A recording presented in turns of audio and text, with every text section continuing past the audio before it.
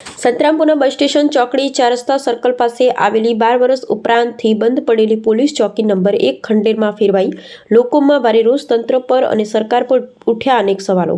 સૂત્રો દ્વારા મળતી માહિતી અનુસાર મહીસાગર જિલ્લાના સંતરામપુરમાંથી આ ક્ષણે મોટી ખબર।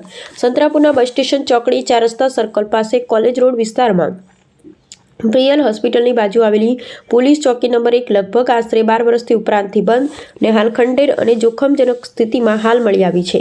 સ્થાનિકોના જણાવ્યા મુજબ પોલીસ ચોકી વર્ષોથી તાળાબંધ હાલતમાં છે। ઇમારત સંપૂર્ણ જર્જરિત હાલતમાં છે। સુરક્ષા વ્યવસ્થા પર પ્રશ્નચિહ્ન છે। સ્થાનિકોના ભારે રોષ સાથે માંગ ઉઠી। મહીસાગર જિલ્લા કલેક્ટર તરત સ્થળ નિરીક્ષણ કરે।